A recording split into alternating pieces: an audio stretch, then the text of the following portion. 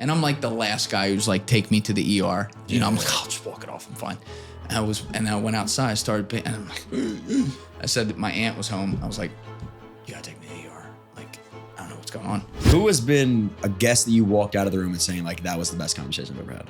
I've never said that was the best conversation I've ever had because I have so many of them and they're all across the board. When I had the Reaper in recently, he's not this like crazy charismatic guy. He's the most understated, humble dude ever. He kind of talks like this. And so, yeah, we were standing up there and there were like 3 of them. And I was like, well, gotta take the shot. Like, that's how it's not like he's this, and then I saw this guy and I went across, I slashed his fucking neck. There's none of that. But there was something about that. I walked out at, I was like, oh, that guy, he's something else. Speaking of your first couple episodes, I was watching episode 1 because I was like, I'm so curious about like when people start. And I obviously knew you during that time, but I also was like, let me just give myself a refresher. You were in the same fucking hat. I swear to God. And you know what's so funny? Like I was hoping I'd watch this and pull some inspiration to be like, oh, you know what? Julian started somewhere. That means I can start somewhere. And I'm watching this podcast and I'm like, why did Julian have such a way about him on episode fucking 1? 40 minutes you're riffing off of school and the cost of going to college. And I'm like, how was he able to do this? And I was like, you know what? There's a reason why he has the sub count he has, and it's because he has something special. It's something you really can't teach. You can improve upon what you had, but you had a base level of something that is just unteachable. I appreciate that, man. I do, you know, I always struggled with telling myself, oh, I'm not good at that. I'm not good at this, right? And I always wanted to kind of hype up everyone else with whatever they were doing. But there was a point, like when I was in the 6 months building this thing without telling anyone before I launched it, where it's just 24/7 building, recording episodes like that. You know, you edit yourself for the first time and you're like, oh my God, oh, this is the worst thing I've ever seen, right? But then you do it long enough that you have to have an honest conversation with yourself. And at some point, there was like a moment where I realized I'm like, still cringe to me, but like I'm born to do this. And, you know, it's not to be conceited, it's not to be arrogant, but it was the first time in my life where I looked at something and I said, I can be the best in the world at this and I'm gonna be. And I still got a ways to go with that, but you know, at this point, I'll put our show up against just about anyone with the quality of what we're doing, and I can get a hell of a lot better. I still see shit every episode. I'm like, oh, that was terrible. Oh, this was terrible, right? So there's room for improvement everywhere. But, you know, like when I was growing up, I was such a huge sports fan. Loved everything, read all the box scores, whatever. And I was like a decent athlete, but, you know, I wasn't going pro in anything. And I always wondered if like the Allen Iversons of the world, you know, because he was my favorite guy growing up. I always wondered if he ever had a day, you know, when he's 15, 16, 17, whatever it was, where, you know, his whole life he'd just walk onto the court and, you know, this little fucking 150 pounds soaking wet, 5 foot, he was listed as 6 foot, he was 5'10", 5'10" guard could have a 48-inch vertical and just like dance around the whole dance floor no matter what. Sometimes, you know, if he was in high school, he'd show up from a party the night before hungover and beat all these motherfuckers no matter who they were. I always wondered if he had a day where like, you know, when someone asked him, yo, how do you do that? And he actually thought about it for a minute and he was like, oh shit, I can just do that, but they can't, right? Which is a really weird feeling. And so when I went to do this, I thought everyone could just talk like this or, you know, shoot the shit, go back and forth. I've been doing this shit my whole life off camera, right? And then I just put it on camera and that didn't happen right away where I had that realization, but there was a day probably within the last year or so where I understood how Allen Iverson felt. You, in the last year, you said it took you this long? Yeah, I would say it was probably, you would think I would remember like the exact, like I can picture the moment right now, but I don't remember exactly what day, but it was like earlier this year when I was like reviewing footage. Who the fuck was it with? And I really got somewhere with somebody. And I was like, oh, Other people can't do that. And it was like one of those things where they knew it too. Well, I was going to ask you, did the feedback from other people ever get to you in a good way? And like just the constant, you can do this from somebody else, or that wasn't enough for you? You need to feel it for yourself. It added up over time. Yeah. You know, I was always one of those guys when I got compliments, I'm like, yeah, okay, relax, you know. But when you get hundreds of them, right, and you get them from every person, like as I leveled up to people that I would have never dreamed of getting on at one point, that then came on and they'd say the same things that the people early on said, it'd be like, whoa. Do you have an example of somebody that said something to you and you were like, wait a minute, this guy that I looked up to is now giving me the compliment? There's a bunch of examples. Sean Ryan was a big one though. That's got to feel great. Sean was like, you're going to be a force, brother. I was like, thanks. You know, like, we're at my parents' house right now. I appreciate you though, my guy. That's insane. Call me back, by the way, Sean. But anyway, so that was pretty cool because, you know, he does a great job with this and obviously like has set his own tone for his show, which I really respect. Like it's the Sean Ryan show. There's really nothing like that, which is hard to do these days. And you even see like Joe Rogan giving that, righteously so, like a ton of props now, which is just really cool because he's the godfather of it all. But yeah, when I had David Satter in number 92, that was another one where, you know, this is a guy who had back in 1976, he was named the bureau chief from Moscow for the Financial Times, and then basically spent the next 47 years in Russia covering everything. He's the preeminent psychologist and biographer of Putin in the Western world. Oh, that's so sick. And in the end of 2013, this is before Maidan, before the first Ukraine shit goes down, he went to re-enter Russia and Putin stopped him and said, you're kicked out of Russia. So at that point, and maybe still now, but probably not now because the war is going on. But at that point, and for all the time after that until the war broke out, he was the only Western journalist ever banned from post-Soviet Russia. And he was also banned from before it fell. Why? Like the Soviet Union banned him in the late 80s because he reported on stuff and he wrote about some of the shit going on. And so when I got him, I cold called him. He was like one of the very few cold calls I ever did. I found his cell phone number online. And I just called him up like 2 days after the Ukraine war broke out. And I had posted a short that day that was already doing like 4 million on the war. So I'm like, oh, this is a good look, good time. And he answered and he was like in Paris. And I was like, hey man, I got a YouTube show. People said you should come on. You want to come on? He's like, yeah, I could fly back. Yeah, we'll do that. No way. And then he was in there like 6 days later. And I think we recorded for like 3 hours and 9 minutes, just nonstop. And at the end, he was like, I don't remember exactly what he said to me, but like before we went to go get in the car and take him back to the train station, he was just like, I don't really know how you do that, but that was really good. And I was like, whoa, like this guy's like an award-winning, you know, whatever. And it, you know, it feels weird talking about this stuff, but if we're being honest about it, like these are things that get said and that happen. And I to this day don't drink the Kool-Aid on that. I just go about my job. I just talk with people. It's what I know how to do. And like in the studio now is like the one place where I can actually be me.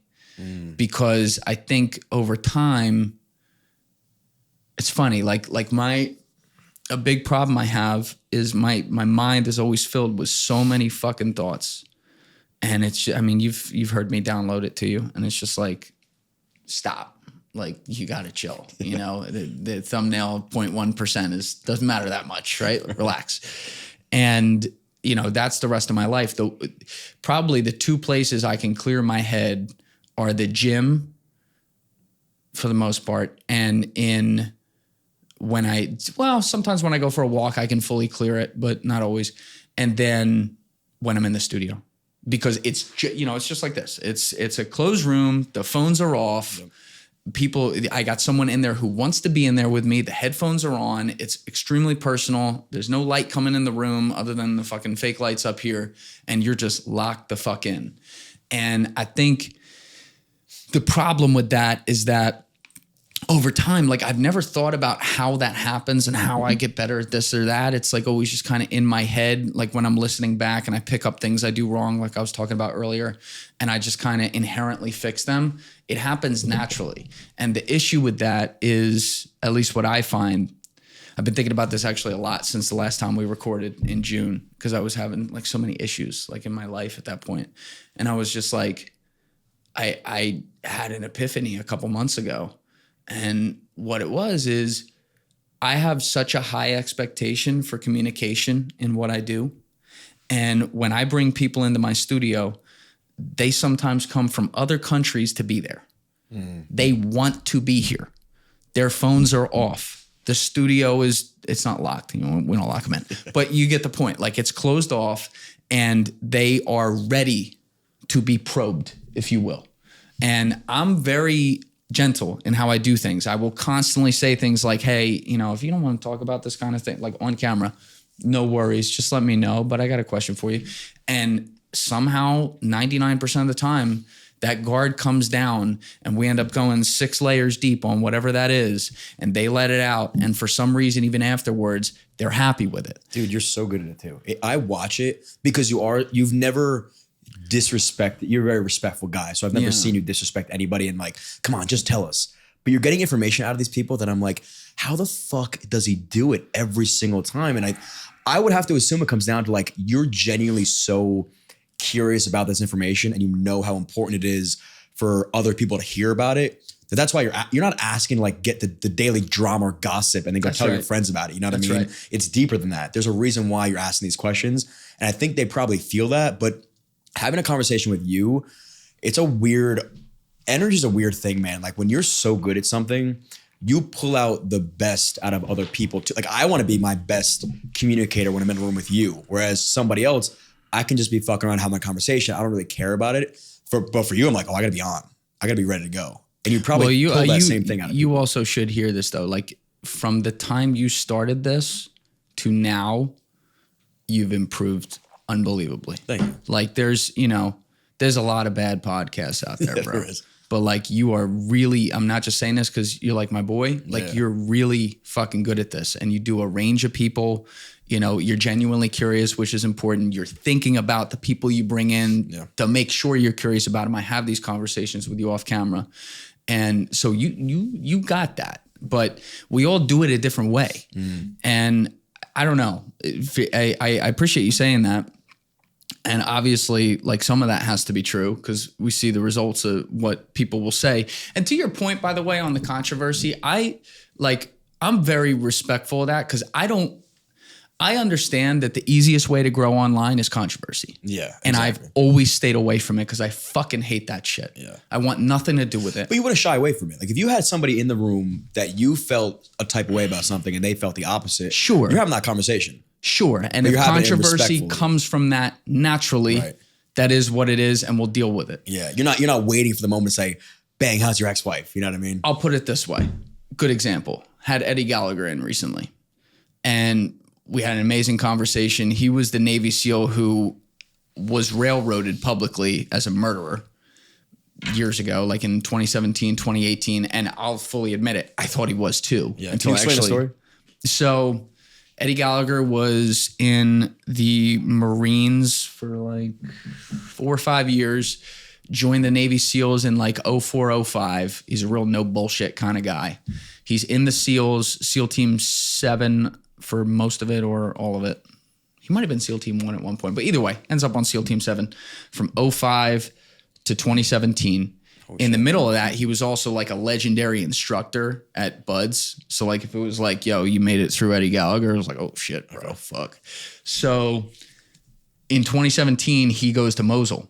And this is right when Trump got in and they were going balls to the walls on ISIS, which is actually, Trump did a very nice job on that at the beginning of his administration. Some of his foreign policy I didn't love. That was great.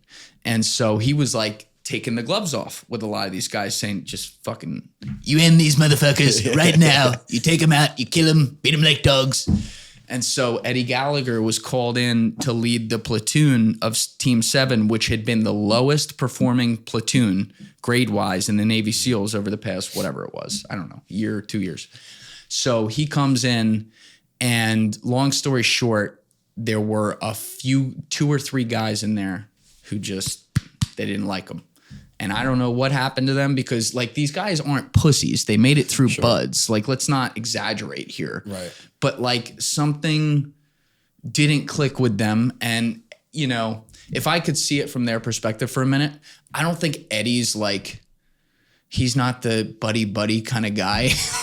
like that's not his MO, which is also not his fault. Like, he's a fucking warrior. But basically they have an event happen where they take on a bunch of ISIS fighters, and at the end of it, the firefight's over, they move in on the compound, whatever it was, and there's a 16, 17, 18-year-old ISIS fighter who's there, severe internal injuries, whatever, and he's gonna die. And long story short, they accused Eddie of like murdering him and like choking him off, stabbing him in the side of the stomach, which he never did, all these things. And it still says all this on his Wikipedia page.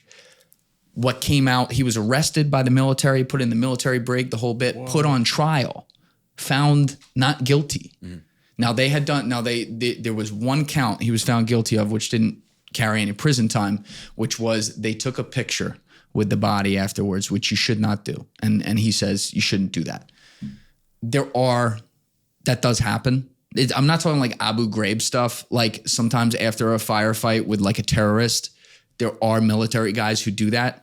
They shouldn't do that. They're savages though. You know what I mean? Yeah, but they shouldn't do that. Right. Yeah, for sure. But like they've really like played it up because he did it, and it's like, have you seen the picture? You know, no, I don't think I have. Oh, okay. Maybe I saw it one time with a grainy. I don't know. I don't know. I don't know. If I was curious. What was he doing in the picture? It's just a bunch of them around the body. I don't even know if I've seen it, but it's literally like the way he described it. It's a group of them around, you know, the body. Right. But you know, there were no issues.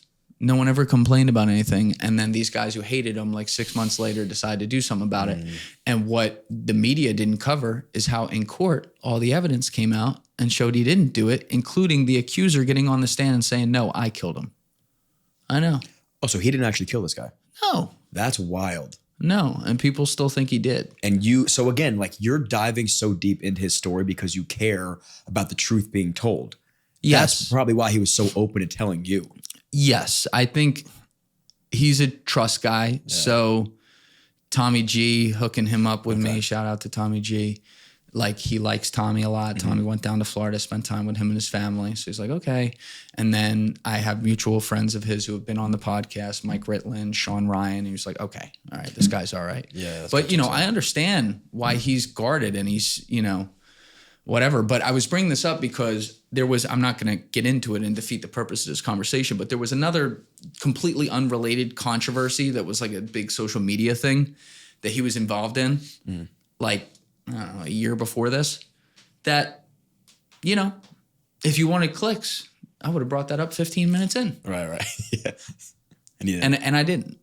And at the end, I never even talked about it. And at the end, he like appreciated that. Really? Yeah, and that's not why I'm doing it, to look for that. But I said to him, it was a military controversy. I said, Eddie, I wasn't in the military.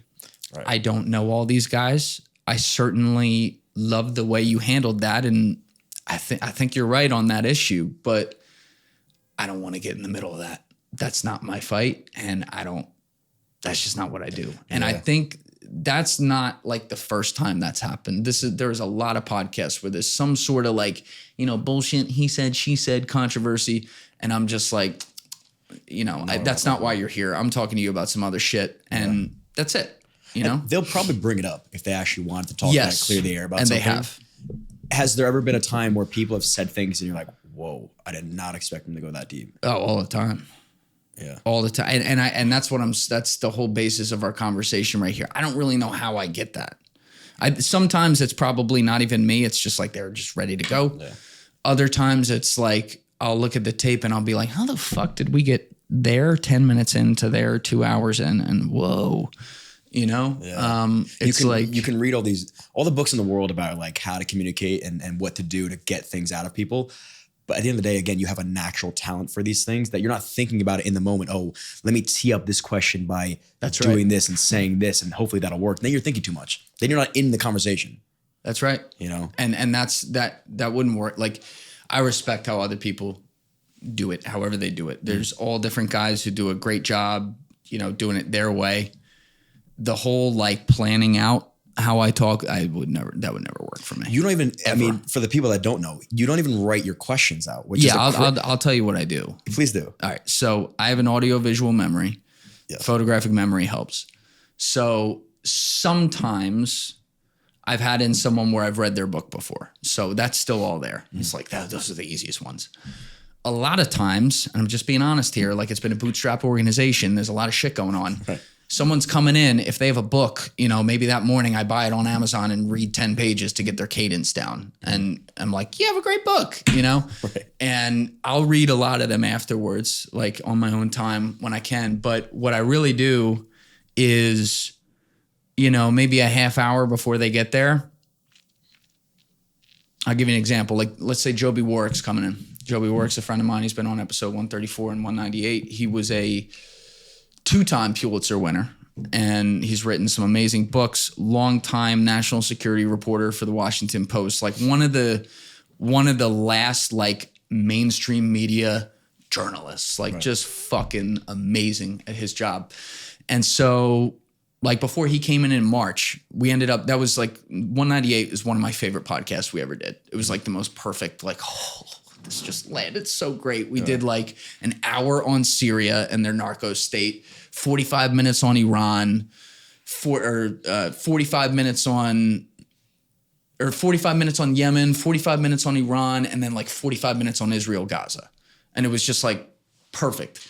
And before he came in, I was just like, all right, Joby's coming in. So I go over to my Google Doc where I have like the production list of like, you know, turn the mics on, turn the lights on, make sure the heater's off, like that kind of stuff. And at the bottom, I'll type in, all right, Joby Warwick, Pulitzer winner, Iran, Israel, Gaza, Syria, Saudi Arabia, MBS, Khashoggi. Like these don't mean anything to a lot of people, but I'll just keep going. It's like, all right, Jordanian intelligence, Jordanian king gangster, friends with this guy, and it'll be like 30, 40 rapid fire. And my fingers hitting the keyboard, and then because I'm typing this in size 11, right? I can't see that from, you know what I mean? But the fingers hitting the keyboard locks in those terms. So then I get into the conversation and I'm present, right? And I'm just going with wherever, when they say stuff, the way I see a conversation is it's creating river tributaries. Like we open up the podcast. I'm like, what the fuck got you into reporting on Syria? And he starts talking about Syria. So he makes a river. And now as he's saying things, I see tributaries out of that river and I just go with it. But then at some point I'm like, all right, I've had enough of talking about Syria. You know, it's been an hour. Fuck. Oh, yeah, Iran. Fuck. It's just in my head because I typed it in earlier. And that's an easy one because it's a fucking country. Like, of course you're going to remember that. But, like, I might remember something like, oh, my God, he reported on the Khashoggi case 6 years ago because I typed in MBS Khashoggi earlier. And it's just, it's kind of there. And then it flows. And I wish, you know, I think we were open in this. We got on a tangent with this for the last 20 minutes or whatever. But what I was going to be saying with this is I wish I could, the epiphany I had is I wish I could do this in my real life. Because like if I'm in the studio or if I'm on the phone with someone in any way related to my business, which could be any of you four in here, because we're all in the same business, we're always talking shop, it's chill, whatever, everyone knows what's up. I'm off. Like my mind, the bad Julian mind of like thinking a million thoughts is off because I'm just flowing and you guys know what it is. You know what I do. You know what to expect. And if you don't want to answer a question, you won't answer it. But then when I get out in the world with people who don't do this or aren't a part of my business conversations, which is my entire fucking life, there is a wall that I have put up and I don't know how to tear it down where I constantly feel like I can't talk with people because it's like invasive. I was going to ask you, do you feel like you're at, like they just wouldn't understand or like you're at such a high, because you put my brain on a pretzel, what you just did right there. And I appreciate it. And I almost laugh because of how impressive you are. But do you almost sometimes feel like I'm not going to waste this on somebody else because if they're not in this sphere, they're not going to get me. And then I'm almost wasting everybody's time. So you just like diminish everything you have and you give them like a very high level overview of whatever the conversation was going to be anyway. I see what you're getting at. You're probably like halfway there, but not specifically. It's almost like so if I sit down for a few podcasts a week, right? They're all 3 hours. Sometimes someone talks for fucking 6 hours, right? Some of them are going to be, let's say it's a 3-hour podcast, 2.5 of it could just be bullshitting on comedy. Sure. Right? That happens every 1 out of 3 episodes. Right. But then usually not every podcast, but there's a half hour in there that gets serious, right? And people really get somewhere and you get that feeling, you're locked in, you hear them, they hear you, and you're like, whoa, right? And so it's almost like, I'm trying to think how I want to explain this. It's hard to explain.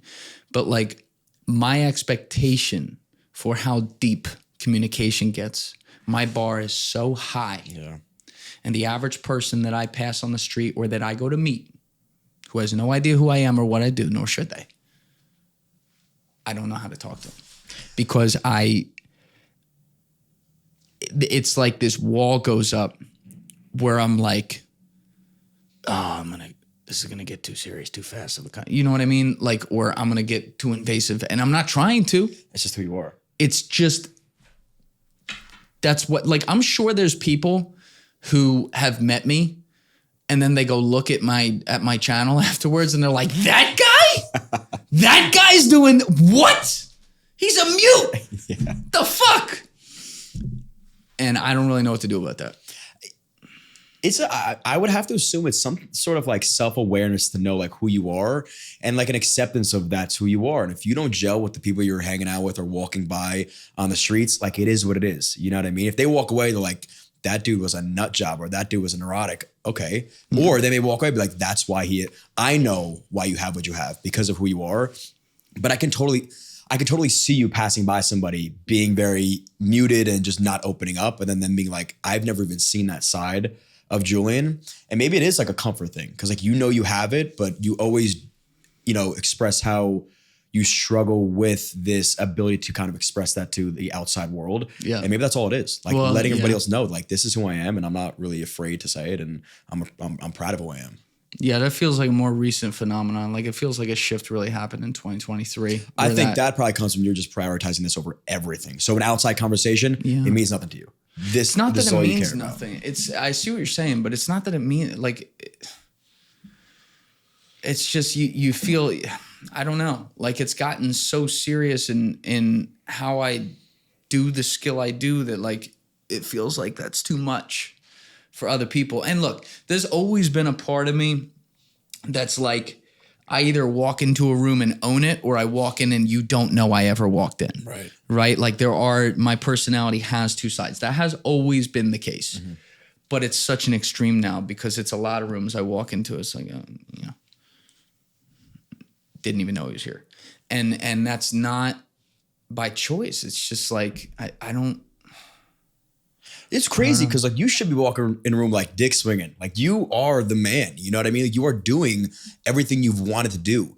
What you've accumulated over the last 5 years is incredible. You should walk in the room. If they don't know you, they're going to know you after this. You know what I mean? I appreciate that. I've never had, like, I know when I'm doing my job and when I'm assessing it right there, like, all right, this is good. This is bad. All right, we're making progress here. Boom, let's go. All right, I could be the best in the world at this. But I've never been the guy to walk around like, yo, my shit don't like. That's just not. I don't want my future kids to be like that. Yeah, you know what I mean. Well, there's no reason to be arrogant. I just think like it's an overall like self-confidence that you just know you are who you are. It's not about bragging about it when you walk into a room. It's just being who you are. Like again, you walk in here and I know Julian's here, and I wouldn't have to know you because we're friends, though. Right? So I've been able to establish that with you. But if you gave me that same guy and we just met, I'd be like, oh. I almost, not that I'm intimidated by you, but I'm like, oh, I better come ready to go because he's ready to go. Right. I don't know. I'll figure it out at some point, but it definitely, that's the negative effect on my life for sure. And you feel like it's getting worse now that the podcast is doing better? Yeah, not necessarily the podcast doing better, but like, oh, are the numbers of the show doing better? But like I get better and better at the actual craft of regardless of what the results are. Right. And like I walk out of each thing I do. And, you know, for the first 3.5 years doing this, I always got up like, God damn it, I fucked that one up. You know, and now I don't really do that often. Now it's more like, all right, I think we got that one. I think that one was pretty good. Right. I would like, what would even be a miss for you? You know what I mean? Like maybe you missed one question that you wanted to ask, but I can't see you bombing on something. It's more like the timing of communication and stuff. Like there's a real flow with things. Mm-hmm. I don't know. It's hard to explain that. That's like where I have it in my head, what I'm thinking right now, but I don't know how to download that in words. Well, it's probably like when times are not going in your favor. Like you got outside things you're thinking about, whether it's the podcast isn't going well, or maybe you have external factors. And then you're like in this conversation and you're not fully devoted to this person because you're thinking about fucking why is the last 4 months of our episodes not reaching the, you know, the view count it should be. Like, I know that's a tough time. I've been through it, obviously still going through it. And I remember when you were here for the first episode, November. I probably caught you on like the worst day to ever catch you. You know what I mean? Like you were going through a pretty tough time. And I was like, I just want to pull something out of him. And it's super hard. And then the second episode, I was like, this is the best Julian I've ever seen. You know what I mean? Well, you did a great job in that one. That was like, I was really, when I listened to that back, I was like, damn, I didn't know I said all that. We were vibing, man. It was a great, dude. Sometimes cool. Like I go through the podcast, I'm like, wow, I don't remember saying. Yeah. Like the ant story, people fucking loved. I was just talking to Paul about that the other night. I'll never get over that. Fucking psycho. Who has been out of like maybe give me like last year, a guest that you walked out of the room and saying like, that was the best conversation I've ever had? I've never said that was the best conversation I've ever had because I have so many of them and they're all across the board. There's some that stand out. I think that, you know, it's not even that they're better than other people. It's just like some vibe in there was like, sure. Whoa. You know, when I had the Reaper in recently, he's not Nick Irving. He's like legendary sniper. He's not this like crazy charismatic guy. He's the most understated, humble dude ever. And he kind of talks like this. And so, we were standing up there and there were like 3 of them. And I was like, well, gotta take the shot. Like that's how it's not like he's this, and then I saw this guy and I went across, I slashed his fucking neck. There's none of that, but that understatedness and then the depth he still goes with it at the end. And then you see the shit he did and like how humble he is about it and how seriously he still takes obviously the horrible things you see on a battlefield. Like there was something about that. I walked out and I was like, oh, that guy. He's something else. And then I talked to you after I had Kiriakou in. Mm-hmm. So it was the day you're like, are you around? I'm like, no, I was just on for like 6.5 with this guy. And I can't, out of respect for John, I can't talk about one of the things that he could not talk about on camera because he's finishing litigation on it. But I'll put it this way. When you look at John for people out there, John Kiriakou was a very high level CIA guy, probably top 20, top 25.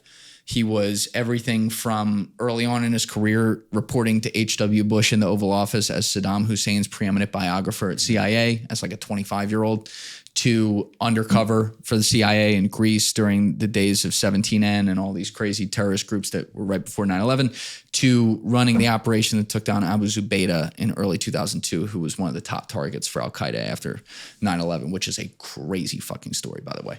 But, you know, John, after 16, 17 years at CIA, went into the private sector and eventually was, long story short, thrown into prison at the behest of an enemy at the CIA who wanted him to take the fall for the CIA's torture program. And when John wouldn't do that and went and talked to the press and was saying, you know, no, I actually said we shouldn't do this, which is true. He was like, the one guy who was like, that's anti-constitutional. Let's not do that. They used to joke and call him the human rights guy at Langley, which is not a compliment. But, you know, so they ended up, long story short, throwing him in prison, doing this whole ordeal to him and ripping apart his family and everything. And all the things he did that were supposedly like great, and I think they were, objectively speaking, you know, and things he did for other people outside of CIA and whatever, doing supposedly great things for the country, and they fucked him 6 ways to Sunday. And then this other thing that I can't talk about, it's so bad It's 10 times worse than everything he talked about on the podcast. I'll put it that way. And at the end of that, I was so blown away because like he's an incredible storyteller. He just starts, you'll be like, John, what is it like to do blank? He goes, oh, dude, it's amazing. I'll give you an example. And then like 20 minutes later, you're like, huh, that was a movie script. But, at the end, we had such a good vibe and he did such a great job. And I'd been a fan of him for a long time, so I knew he would. But we were going over that other thing and it just really hit home for me. And I said, John, I'm really happy to see you doing well and living life pretty well right now. You're pretty happy-go-lucky, having a good time, talking. He talks mad shit, doesn't care. Because now he's free. He can do what he wants. And I'm like, I think I speak for a lot of people when I say this, especially after that last thing. I think I would have ended it, man. I don't know how I would have been able to live with that. Like after every other thing, it's one thing if this was like the one thing that happened. Maybe you make it through that. So it was so bad. But I'm like, after everything that you went through and then that, I'm like, shout out to you, man. And so that, like, there was a real special feeling at the end of that one. And I knew that was definitely going to hit home for people for sure. How about the opposite? Have you ever ran into a guest that, intimidating is not the right word, but you kind of ran into like a wall and you're like, I don't know how to break through and communicate with this guy. Like you have been on edge with the car guys, the speed drivers. No, they were cool. Because they were willing to answer questions and they were willing to have me be like, you realize there's like no defense for this, right? And they'd be like, yeah, no, totally. That's crazy. Like, I never felt, the only thing that felt a little weird was I'm sitting there like this, no headphones because we had to do all the individual audios, which was the worst edit I've ever had to do in my life afterwards, that audio edit. But they're all wearing masks and sunglasses, so you can't tell if they're looking at you like they want to murder you or if they're like cool. So you're just like trying to read the movement in their fucking ski mask. Mm-hmm. That was a little weird. Yeah. But I got used to that pretty quick. And they were so chill because like they don't do anything else wrong. They don't even like drink and smoke. Mm. This is like the one thing, like that's crazy. Other than this, they're like the nicest normal guys. What caused them to want to do this? Like that's what you pick? It is pretty fucking cool. It's a rush. It's a rush, dude. I got a call from someone, the most random person ever. Like, I don't want to say this. After I did that podcast, I got a call from someone who I like respect the fuck out of. And people would never guess who this person was. Who basically said to me, he was like, man, I really like that podcast with the drivers. I'm like, oh, thanks, man. Yeah, they're fucking crazy. It's wild. But they're like normal besides us. And he goes, yeah. He's from the West Coast. He's like, we do that out here. And I'm just like, I'm like, you're like, what? What? And he's like, yeah, I'm not proud of it, but yeah, we do that out. I was wondering if you could hook me up with them. I like to drive with them. No I'm like, way. what the fuck? Like, I was like, no. He's like, yeah, I know. We do it, we do it in the early mornings, when there's less people on the road or whatever. I'm like, driving fast. I'm like, you're in LA. Like, there's people on the road everywhere. And, everyone's got their thing. That's kind of my point. And like, I'm glad that's not my thing. Right. I'm glad that's not my advice because it's like, I don't know. And it's knock on wood. Like, I hope they get the business there soon enough that they can stop doing this. Cause listen, they're like the best drivers I've ever seen. I have to give that to them. But all it takes is one misstep, not of them, of someone else who's following the law on the road, who just moves this way to this way. Maybe they don't put on their turn signal or whatever. Sue them. You're doing 180. Right. Exactly. Who's really at fault here? Yeah. And then you fucking kill a whole family. Yeah. It was Tommy G that had the video with them. And he's in the car. He's like, dude, you have to slow down. Yes. And that's it's a great like, video. It's like you think about that and there's really no, we were able to get through to them. It's just, they're going to do what they do. Right. So, I mean, nobody else that you had in the room, I was like, man, I don't know if I want to ask these questions to this guy. This guy came in and he wasn't who I thought he was going to be. Dude, everything that I told you is wrong in my life in there is not wrong. I got elephant balls in there. I don't care. Like I just, there's no like, well, let me beat around this. I'll look at someone and be like, did you kill the guy? Right. And there's no, dude, like, I know you do it. I'm like, not worried about about that person coming. I'm like, this would be a great story. If I got murked by like some black ops guy for asking him if he killed someone on a podcast, I go out a legend. And you've you haven't ran into too much resistance when you ask those questions. Bustamante and I go at it. Oh, he doesn't. Okay. Oh, we go at it. Really? Yeah. It's been less, like episode 107, we were drinking whiskey. And those elephant balls were on the table. And he, like a few times, he's like, yo, that's such a big question. He's intense, man. Like, oh yeah, dude, he's so into, and like he, like you're intense, but he and I are good friends, right? But like, we go at it for sure. You've had him on now 3 times, twice. I've 97, 107. We did the crossover with Danny Jones, 126. I had him on 150. And then we did another crossover, 166. Jeez. And then I had him on, that was in August, right? Yes, that was 224 in August. Yeah. Oh, right. You had him on recently. Yeah. Yeah. I mean, he's always, listen, Andy's such a smart guy. He says some shit that people hate, and he says some shit that people love. And then a lot of people just love to hate him because he was in the CIA and they think he's a mouthpiece for everything. Mm-hmm. And there's some stuff where off camera, I bust his balls, and on camera, I'd be like, dude, you don't really think that. But if I were guessing, because he doesn't respond to me, like he just laughs off camera too. He doesn't like give me more off camera on that. It's like kind of left up in the air. Yeah. But if I were guessing, I'd feel pretty confident in this guess, but it is a guess. He makes a calculated decision on 10 to 20% of things that like maybe he might have a different opinion on it, but it's not worth the downside he faces if he gives that opinion. So he just kind of says the company line, if you will. Yeah. And it's up to us to kind of know he's doing that. Mm-hmm. And without going into examples, there's a few, and people out there who listen are smart. Like if you really pay attention, there's a few that's like, he doesn't really think that for sure. And I'm sure the comment section lets him know. Oh yeah. Yeah, but they think he does. Like a lot of people really? will think he does. And what I would challenge people to do is like, listen to what I just said right there. Now listen. And you'll hear it. You'll see him get a little bit corporate-y. Yeah. Right? Like suddenly he goes into a little bit of, I have a hard stop at 5, that type of mode. We gotta go. Well, like you said, it's like it doesn't pay for him to give his true honest opinion on certain things. He kind of needs to be by the books. Yes, there are other things that I'm like, even if you don't like it, you can't say he's not being honest there, because I can't even believe he just said that. Right, like there's some things that I'm like, ooh, yeah, okay, yeah. And they do want, like the first time I had him in there, we're at my parents' house, and at the end he goes, hey man, just want to let you know, no worries at all, but I always tell everyone this, that there is like a little office. It's very basic, but it exists at CIA. They watch everything we do. And I was just like, okay. Yeah.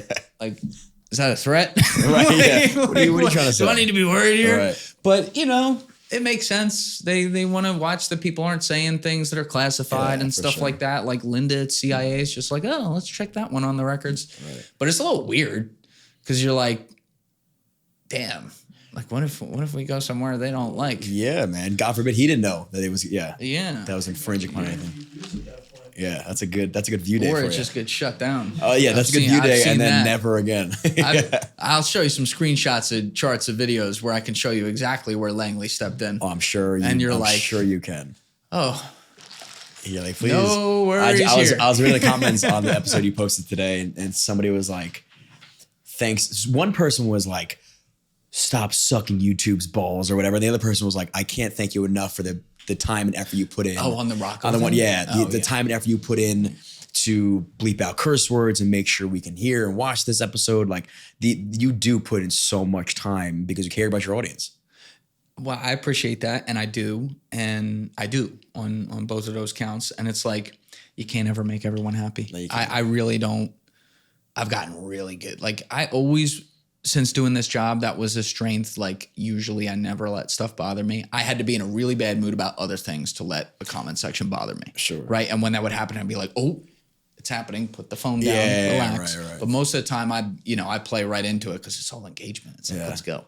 But now I've kind of got to that point where I'm like, I ain't got to explain myself to anybody. If they don't like me, that's their right. Right. I'm not going to change their mind in all likelihood. They're allowed to not like me. Yeah. And normally if they don't like you, it's a feeling towards you, which is better than not caring. And that feeling eventually will flop and they'll like you one day. Because there's a reason they don't like you. They just have to discover that reason is invalid. And they're like, oh, you know what? I kind of like this Julian guy. I did it with, I can't tell you how many people I've watched. And now I'll keep an eye on it. When I say to myself, I don't like this person, I'm like, wait a minute. You're going to like him in a month. What don't you like about him? Let's get over that and let's see what we can like about this person. That's and if right. I don't, then I just don't like him and I just don't watch him anymore. Well, you're also like an extremely rational guy. I try to be. And no, you are. Like I've always thought that about you. And there are more slightly rational people out there than we realize because we get so used to seeing comment sections which generate the extremes. Correct. Right? And that's a great way to be about things. I try to be like that about people too.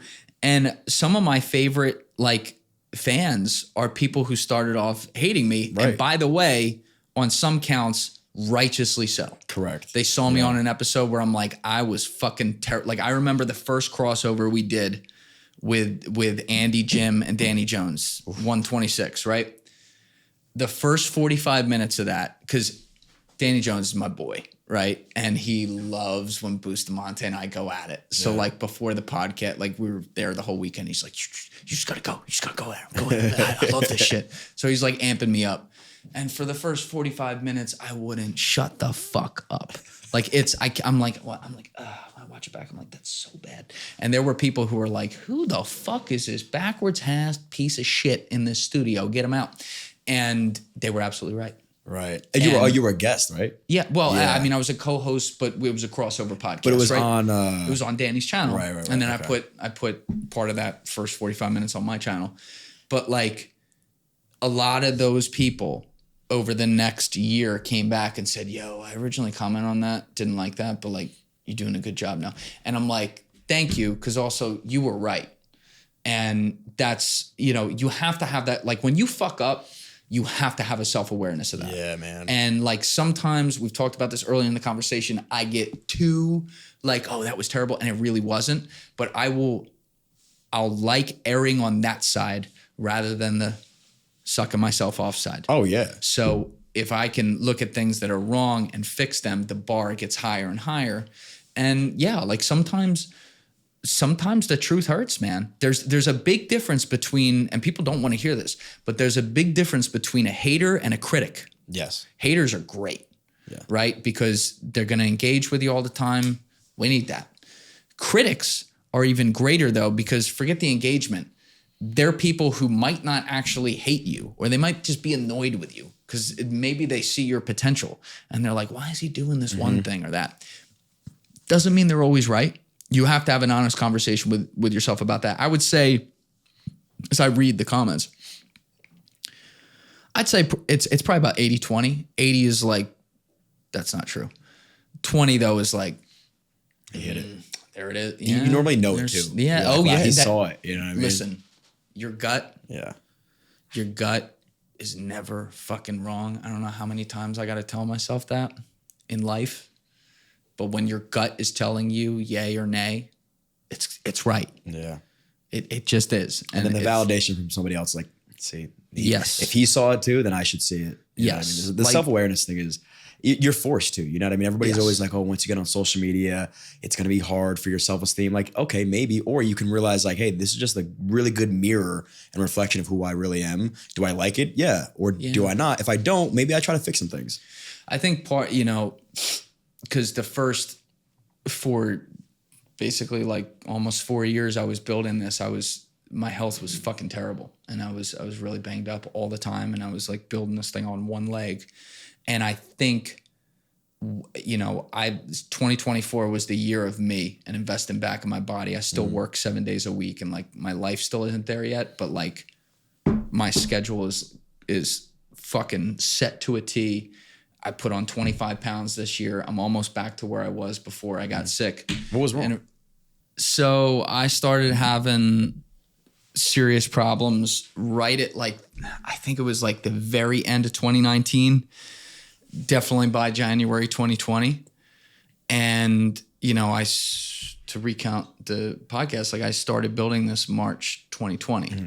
So it was getting worse, right? And couldn't figure out what it was for a long time. And as I was, those first like 9-10 months from March until January 2021, it went off a cliff. Like it was, you know, I was in the ER in June 2020, couldn't breathe. Damn. I was like, what the fuck? And I had been training like a pro athlete for like 7 years, right? Before that, I had never trained before. I was built like a fucking slinky fuck. And then, you know, I worked my ass off. I, you know, did lift and cardio and box like crazy, like loved it. It was my outlet. And so when we got into the pandemic, you had to do home workouts and they sucked. Yeah. But like I could at least do some decent ones towards the beginning. And then I actually went to the ER after trying to work out downstairs. And I was doing basic back rows to warm up. And suddenly my left arm started, I thought I was having a heart attack. I was like, what the fuck? And I'm like the last guy who's like, take me to the ER. You know, I'm like, I'll just walk it off. I'm fine. And then I went outside, I started, and I'm like, I said that my aunt was home. I was like, you gotta take me to the ER. Like, I don't know what's going on. And at the ER, like, eventually I like calmed down and I was like, maybe am I having a panic attack? Right, I was gonna say that. But I'm like, at the time I felt so free. I was like working on something I loved. You know, life had forced me to take this fork in the road. And I was like, this is great. Like, I had just recorded those first episodes, like the week before. I was like, oh, this is cool. Like, we're getting after it. And I'm like, yeah, it must just be panic attacks. I don't know why. But, you know, I had been seeing doctors since like February. So what happened, to go back for a second, in February 2020, I went into a pulmonologist's office, lung doctor. Mm-hmm. And I said, listen, man, because I'm a bit of a hypochondriac. You know, I always like to watch my health, like something could be wrong. I'm like, I'm really sorry if I'm wasting your time. I'm probably wasting your time right now. I've had these weird symptoms the last couple months, so apologies in advance, but I just wanted to make sure. He's like, no, tell me what's going on. So I go through my whole regimen and all these symptoms and stuff, and he's like looking at me weird, like this is strange. You know, I would not be able to breathe out of nowhere. I would feel clogged up in my throat. I had mucus all over the place, whatever. And these are things I never dealt with. Yeah. So it was in my workouts, like if, for example, if I went to go do a basic chest press, it would feel like my chest was like creaking, like in on itself. Right. And he's like, I'm glad you came. This is strange. He's like, have you ever had a breathing test before? And I'm like, what the fuck is that? And he's like, oh, okay. It's a little expensive, but I really want to give you one. I'm like, cash or check. Let's go. Like when it comes to my health, like even when I had no money, I'm like, whatever you need, let's go. Yeah. So I go take one of these tests, and the way they do it is they put you in a chamber and they have you do these like special breaths into this like tube, and they measure it on a computer. And then they give you something called albuterol, which opens up your lungs, and they do the same exact breathing tests. And so what they want is both tests to match each other, because then people, they know like the lungs are normal, meaning when it got help, when the lungs got opened up, it didn't perform any better or only a little bit better. Right, okay, got it. Right? So okay, understood. I take this test. I go back upstairs afterwards, and he walks into the room. Now, mind you, this is like, I think I remember that this was like February 13th, 2020. So it's like a month before the pandemic. Right? So COVID's a thing, but it's not really a thing yet. But he walks back in the room with like a furrowed brow, like looking at the chart. And he's like, how'd you feel doing that? I'm like, I don't know. Like, I'm fucking dying. Like, you know, I don't feel good. That's why I'm in here. And he's like, do you mind if I talk with my partner? Is that cool with you? I just want to go through these. I'm like, yeah. No. I'm thinking like I got cancer now. I'm like, oh, shit. So he leaves the room. He comes back 5 minutes later and he goes, okay. So when we do these tests, right, The second one with the albuterol, it opens up your lungs. And what we want to see is if you have normal lungs, the first test without the albuterol, you got at least 97% of the 100 that you get on the albuterol. Mm. Some people will get up to 100. He's like, those are normal lungs. Lungs that it's like, oh, we got to watch these a little bit, or maybe it was like 93 to 96. Lungs that have maybe the earliest form of asthma are like 90 to 92, and then clear asthma are like 86 to 89. And really, he didn't say it like this, but really fucked up is below 86. Yeah. He's like, you scored an 84. Jesus. And I was like, all right, I'm not crazy. Like something's wrong here. Yeah. And he's like, to his credit, he didn't just rush to a conclusion. He's like, I'm not going to diagnose you with asthma today. He's like, he's like, you really worked out like you said you have without any problems for all these years? I said, yeah, doc, like no problem. And now there's problems. He goes, okay, I'm going to give you some basic inhaler stuff, and we're going to try that for the next like 3 weeks and just see if it helps the symptoms. And we're going to assess this over like I think he said like 4 to 6 months or something. I said, okay. So he gives me the inhaler, and it helped. It got me from like, I had dropped down to like 60% capacity. It got me back up to like 85, 90. And I was like, oh, okay, maybe I have asthma. And I had an appointment with him like a week before the pandemic. And he's like, that's good. I want to keep monitoring this. So then the pandemic hits. We know the story. I've told it on here before. Well, people listening don't. But I went back down to my parents' house in South Jersey, April 1st. And from April to June, off a cliff, ended up in the ER. And so one of the things that this pulmonologist had me doing over those 3 months was starting to see other specialists to rule things out. So like the day the pandemic hit, that morning, I was in with the cardiologist doing a stress test. He's like, your heart's great. It's like, good, let's take that off. So he wanted me seeing a gastro to see if I had something wrong in my stomach. They couldn't find anything wrong in my stomach. This goes on and on and on. And as the podcast builds, I'm getting worse. And I actually remember the day where I was like, holy shit, maybe I'm dying. Like, not to be dramatic, but it was so bad. It was the day you came to do the podcast. Really? That morning, yeah, that was January 4th, 2021. That morning, I went in to do a boxing workout in my garage. It's my favorite thing to do. I can box all day. A standard boxing workout for me is after doing a full lift, I'm going to do 12 3-minute and 20-second rounds on the bag with a minute break in between each. Like, I could do this in my sleep. And I couldn't do it. And it was really scary. Like, I was in a horrible mood before you came, and I'm like, I got this guy coming today. He's like coming 2.5 hours for me. Great dude. This is a great connection. Wake up. Like, we'll worry about this later. Yeah. And it just stayed at this level for the next 2-3 months. So I started seeing specialists again. And eventually my grandfather's friend was like the head of medicine at Jefferson. So he gets me on the phone with him. And I go and I meet with this guy. Awesome dude, Dr. Kane. Shout out Dr. Kane. And he went through all the different specialists and what they had found. And he's like, all these doctors are good. Everything they're looking at looks 100% right. And he's like, all right, I want you to tell me the story of your life for the last 1.5 years. Just not medical, just like your life, where you've been, what you're doing. And I'm just going to sit here and take notes, and we're going to see what we land on. Right. And I got my mom in there with me. I'm like, what the fuck is it? All right, whatever. So we start going through this whole thing. And at one point, I talk about how in November 2019, mind you, I lived in North Jersey. My parents were in South Jersey. But November 2019, my parents got a golden retriever puppy. Now, I grew up with a golden retriever. From age 4 to 18, she was my best friend. She slept in my bed every night. And when I go through the puppy thing with him, and then start going through the next couple months and what happened, like he had like that Kaiser Soze moment where he like looked up and looked to my right and he's like, oh my God, you're allergic to the dog. Oh no. And I'm like, look at my mom, I'm like, no. And he's like, hear me out. And so he's like, I think you're allergic to like everything.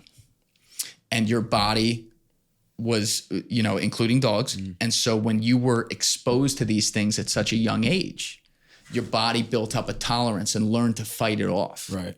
And so then your childhood dog dies at 18. He said, did you have a dog again after that? I said, yeah, I had a pit bull in college. He goes, pit bull, short, short hair. It sheds, but like it's nothing like a golden retriever. He's like, so you were mostly okay with that. Did he sleep in your bed? I said, no. He's like, okay. He said, have you had a dog since then? I said, no, it's been like 4 or 5 years. And he's like, I'm telling you what happened here is your body had that. It fought it off all those years. And then it was out of your life. And your body said, all right, good. It's gone. Don't bring that in again. Wow. And now you brought it in again. And those fortresses aren't there. And so what's happened is not only are you allergic to her, but all the allergies that you fought off, including grass, your body is now reacting to at all times. Right. And you feel like you're done. You feel like, congratulations, you don't have cancer, but like you feel like you do, right? And I'm like, yes. He's like, all right, you're not going to die. You're good. I'm like, great. but I'm like, really? You think I'm allergic to everything? He's like, you're going to go see my allergist in 2 days. They're going to do a test on you. Watch. So when they go to do an allergy test on you, they basically lay you out and they put needles all over your body of all these different substances that they put right below the skin. Right. And they measure how big the reaction is. So I don't know how the measurements work, but you'll hear them, after they let everything settle, they'll go and they'll make the measurements on each one. And they would go to like normal shit and they'd be like, 1 by 2, well, one by 2.5. And then they'd get to like dust and it'd be like 487 by 1. And I'm like, oh shit. Holy shit. And so then I like get up from the test and they're like, Doc's right. You are allergic to everything and you have what's called eosinophilic asthma. And I'm like, what the fuck is that? And they're like, what happens is in layman's terms, your allergies cause a severe asthmatic reaction, which shuts down your ability to breathe. And when you shut down your ability to breathe, your entire immune system, it's like a cascading effect, shuts down and closes in on itself and attacks your body at all times. And they're like, so long as you live in the current house you do without getting treatment on this, you're always going to have problems. Right. And I said, well, what are my options? And they said, well, you have to commit to allergy shots. And it's not a guarantee it works, but there's a pretty high possibility. And I'm like, well, what does that comprise of? And they said, you have to do it every week for at least a year and then every month after that. And you cannot miss even one. And I knew, I was like, okay, this was shortly after I'd started to go viral. I've been working on this for now well over a year. This was May 2021. And I was like, okay, I can't commit to that right now. I don't even own a car. I live in the woods with my parents. Like the closest doctor's office is going to be 15 minutes away. I'm going to miss a week at some point. Right. And this is all going to be a waste. So I had no money. So I'm like, all right, are there ways I can manage my symptoms to not be dying at all times from here on out? And they said, yes. So basically I have the cleanest hands in America. I've had to stop washing my hands so much. I still wash them a lot, but I used to wash them fucking 40 times a day. I can imagine. And it helped a little bit. And I knew I wasn't dying. So that was a great freedom because now over the next couple of years that I was still there in that house, like I knew I was going to be okay, but my health disintegrated down and down and down and down. And what I told myself is when I make it out of here, I knew I was coming up north. I'm like, I'm going to be close to a doctor's office. No problem. I'm going to do this. So when I got here to Hoboken, August 2023, my symptoms got the worst they ever got. Really? My skin was shot out. I had clumps of hair falling out all over my body. Fuck? Like my hair grew back this year all over my body from my head to my feet. You're like, great. Yeah. Like it was, but like I can't even look at pictures of myself last fall, like even when I came on here, because, I joined the gym and I would go in there 3 days a week at like, either 10 a.m. or like 8 p.m. And the workouts were terrible. Yeah. Because like I just, couldn't do it. And I had such a high bar for what I used to do that it was like, holy shit. In the meantime, I was going through that horrible period with it was just like a lot going on. Your energy was off. Dude, I remember that. It was a hurricane. Yeah. And I was just like, oh my God. So in coming here, I was in those 3 months, I was working with my office back home and the new one up here to get allergy shots like cooked or whatever they do and get ready to go. So I started those at the end of November. Last year. 2023, about 3 weeks after we recorded. Okay. And the way they work is they said you won't see an effect from it for like the first at least 2 months, probably 3. Mm-hmm. So I was still fucked up. And you know me, you know what my schedule was like. My schedule was fucking wake up at 5 a.m. Or I'm sorry, wake up at 10:30 in the morning And the first 2 hours of the day sucked because I always had my worst symptoms. And then I'd get to work and I'd work till 4 or 5 a.m. and do it all over again. Terrible for your sleep, your body balance, all that shit. Yeah. And I went home for Christmas in 2023 on like the 23rd. So on Christmas Day, my parents are from by Philly. So my grandfather lives at the shore in Ocean City, like an hour away. Yeah. Christmas Day, we go to Ocean City with the family at like 2:00. Have a great time for like 6 hours. And I took a separate car from my parents because this was my life and this is how it was. And at 8:00, I said, I got to go. And I got in my car and I went back home. I was home by 9. I was in front of my computer by 9:15 and I edited episode 178 from 9:15 until 3:46 in the morning. Whoa. And at the end of that, my skin's drooped. It's been drooped since before I did this. I feel like shit. Yeah. I hate my life. I love what I do, but I feel sick to my stomach. I'm fucking sneezing everywhere. I got all these problems. And I closed the screen. I was like, this ends right now. We're done with this. I'm only like 4 or 5 weeks into the shots. So there's no effect yet. I feel like dog shit. My whole body's fucked up. But I'm driving back up there on the 27th to Hoboken. On the 28th, I'm getting up at 6:50 a.m. By the end of 2024, I will be up at 6:25. I will be in the gym every morning, 6 days a week, including Saturdays, unless I get really fucked up on Friday night, right? And it's going to suck for the first couple months because I'm still really fucked up. It's so bad that I always liked wearing a hat in the gym, so it doesn't really matter to me. It's fine. That's usually what I did. But I have to wear a hat in my gym because the ceiling is like one of those false ceilings with the dust all over it. And when I was first going in there, some days I wouldn't wear a hat like last fall.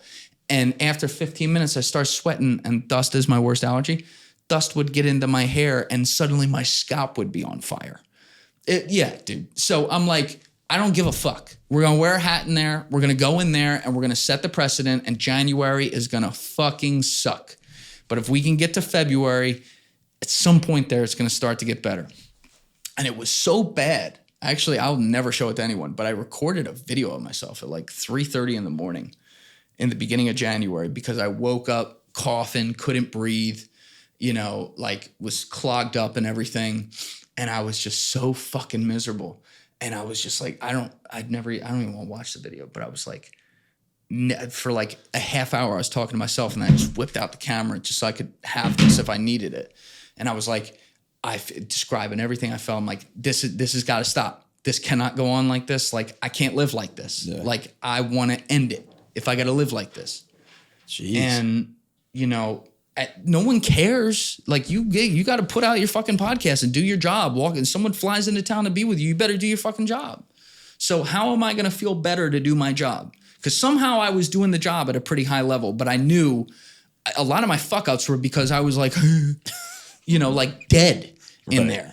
I would be like, oh, make sure you drink your coffee while you're having this because you're going to die. You're going to fall asleep on the fucking podcast. And so I got through January and then I got the time down. I started I think it was 6:55. I got the time down to 6:45 by February 1st. And then in the end of February, I started to feel small effects from the shots. I was like, ooh, I'm not dying with some of the dust. Okay. And so March, I started to turn it up. And March, we recorded a lot of podcasts. Mm-hmm. And I felt the best I've ever felt. I just walked into them. I was like I remember we did Tommy G in I think that was the 20th or something. And that was at 8:00 at night on a weeknight. And I was at the end of that, I was like, oh, that was fire. And I felt amazing the whole time. You know what I mean? I just had a long day. I said, oh, this is going to get better. And there's a lot of things to complain about in the medical community these days with certain things going on. We all know that. Yeah. I call it both ways when I see stuff. And I got to say, I'm forever grateful for what I've been able to get because I've gotten my life back this year. And it's made me, I can't even watch podcasts from a year ago. It's terrible compared to what it is now because I'm firing on all cylinders. You know what's crazy? I thought it was the ayahuasca when you came back here and you were in the studio for that. And I was like, what the fuck is Julian on that this guy he is so locked in. The way you told a story, I was like mesmerized and so impressed. And I remember seeing you again August when it just was a shitty time for you in general. And I was like, man, this is not the same guy. I was like, let me get some of that ayahuasca. But I guess it wasn't the ayahuasca. Look, the ayahuasca was a separate thing. I know. But you came with you were a different man. And it's sometimes, again, like with life, and I'm not going to get religious, but you got to feel really, really shitty sometimes. Just appreciate how normal feels. Like you're walking 100%. Around feeling like, God is great, but that's how normally everybody is. Like that's just not being sick. And so for 100%. You, like you feeling sick, it's just a blessing to feel normal now. And I get that for sure. Like being able to go to the gym and work out really, really hard, what a blessing that is for you. Dude, I'm so grateful for it. Like this sounds corny, but like sometimes I'll leave the gym and I'll say like, thank you to my body. That's not corny at all. Like something, cause like genuine, like probably 3 out of 5 workouts, you'd think it was my last workout ever, the way I fucking work in there.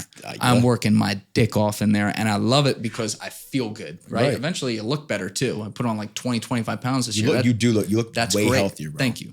Yeah. But like, that's a nice benefit. But like for me, my job isn't to be fucking David Goggins. My job is to be great on a podcast. Yeah. So however I feel mentally, whatever gets me there, in this case, exercise is the number one help, and eating clean is another thing I've done this year. Like whatever gets me there, I'm happy with. And that has been a cool process because it's not like it's not like I took for granted working out or whatever, right? I worked out hard for like 7-8 years because I loved it. It was a part of my day. It's where I got all my energy out. Yep. But then when it's taken from you out of nowhere, you're like, oh my God. Yeah, and I just watch my body disintegrate. Like not even just like, oh, your muscle came off. More important than when you see your skin dead, your eyes drooped at all times. Like I said, I can't even look at videos from thank God we were using shittier cameras. Cause like, it was not like, I wouldn't fuck me. I'll be honest with you. Like it was nasty. Yeah. You look healthier now. What is your daily routine now? So I wake up at 6:25. I'm religious about this. Good. Like it's the same thing every day. I walk so I sleep like I'm going to fucking invade a third world country, right? I got actually huge hack. I know this sounds like not heterosexual, but just hear me out. Okay. You know, Luisa Nicola, have I told you about her? No. She's the neurophysiologist genius. I had on my podcast one time. Was she brunette or blonde? Brunette. Yeah. I watched that one. I met her back in like February or March.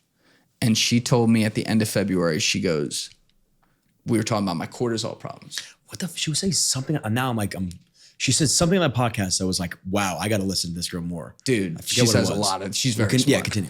But one of the severe, I didn't mention this one of the severe side effects of everything that was going on between my health and then the work I was doing and my schedule, going to bed at 5, waking up at 10, is the amount of cortisol in my system. Yeah. Bro. And it was making that immune problem 3 times as bad. And so early in the year, even in February, I started feeling better, right? A little bit. My cortisol was still spiked and jacked at all times. Like I'd rub my hand and fucking hair would come off my hand kind of thing. And she, Luisa's in my place and she's visiting the studio. Are you healthy at this time? I'm getting there, but I'm not there. Okay. This is February, I think. And so she can see my place, and she lives in New York, so she knows how New York is. Okay. It's always lit up. Yeah. And so she comes in the kitchen, she sees the skylight, which, by the way, that was like one of the reasons I picked this place. You saw where I was living for 3.5 years. It was a dark fucking shut off studio back in the woods. Right. There was no light coming in. Yeah. I'm like, I want a lit up place, right? So I had the skylight there. I have the skylight above my bed in that room.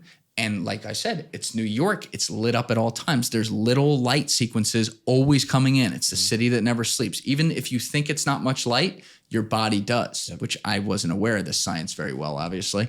And she said, Julian, do you sleep with an eye mask? And I was like, what, am I gay? Like, no, I don't fucking sleep with an eye mask. I'm a man. And she's like, I'm a man, I'm 40. But like, she's like, Julie, she's Australian. She's like, Julie, you must sleep with an eye mask. That was an English accent, but whatever. Still good. Like she's like, you must sleep with an eye mask. And I'm like, Luisa, that's a bridge too far. I'm like, I'm already sleeping with the nose strip. Oh, you do? Dude, I work out with the nose strip every day. I will Really? not work. I feel dumb. At this point, I'm used to it. It feels dumb. But like, Do you breathe that much better? oh, dude, I gotta start trying that. game changer. Really? I will never not work out with it again. I wear it to physical therapy sometimes. Really? Yeah. But like, you know, so she's like, wear this eye mask. And I'm like, bridge too far.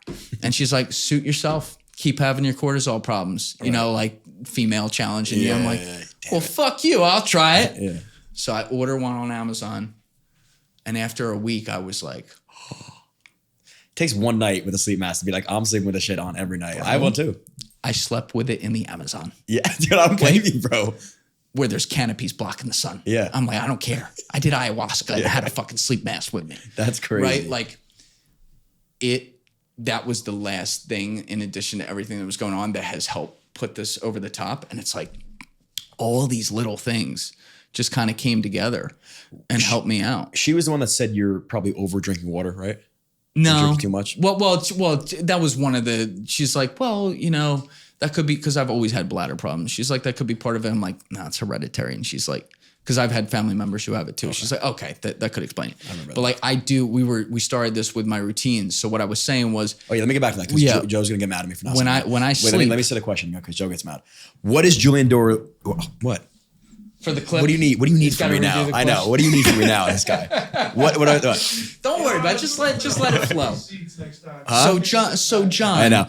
Don't edit this. Leave this just like this. So don't edit it. This is so good. John, you want to know my morning routine? Yes. Okay. My morning routine is I wake up like I just invaded a third world country. I got a black eye mask on. I got a nose strip on. I now sleep with mouth tape too. Another game changer. Yeah, I know. Imagine me shutting my mouth. Hard to do. But anyway, so I get up, I rip off the mouth tape, I take off the nose strip, stick it in the trash can in my kitchen. You've been in my place, so you can picture this. Mm-hmm. I walk back into my closet back there, into the bathroom. I'd set my bed. It's like the first thing I do before I do it. And then I fucking throw on my clothes, throw on my sleeve, and come back into the kitchen with my shoes and socks. And over the next 5 to 6 minutes, the first thing I do is in one of those solo cups, I drip a thing called mullein. I'm definitely not pronouncing that right. It's Mullein. Yeah, I guess. But what it does is it helps open up your lungs. So it's like it's just a dye that goes in water. And I drop that in. I pour the water full. It's about 12 to 13 sips. I take that. Over the next 5 to 6 minutes, I have that jug of water right there, which is like 130 ounces when full. I take 21 sips, 16 sips, and 11 sips. And it's really 22, 17, and 12, but the first one doesn't count because I have OCD. So while I'm putting on my shoes, I do this. And that's about 60 to 70 ounces of water right away in the morning. Okay? So let me tell you something about this. You're going to take the best shit of your life. When it cleans out, you think coffee cleans out your system? Bro, you ain't never seen anything healthy like this. So by the end of that, I'm prairie dogging. So I'm right back to the bathroom, take a wicked shit. Sorry for the visual, everybody. That's okay. Then I do probably the most disgusting thing I have to do that I do in the morning and at night, but is incredible. I use a saline rinse in the sink and I clean out both of my sinuses. I brush my teeth, use a little mouthwash, and then throw on a nose strip, try to take one more shit, and then I roll out to the gym. And when I get to the gym, I've walked about 6 blocks. So if I have any shit left over, I take a quick shit. There's a common thread here. Right. So I take quick shit there. And then and while I'm doing my morning routine, I stretch a little bit too. Okay. Like just while I'm walking around and stuff. Because when I get to the gym, I'm shot out of a cannon.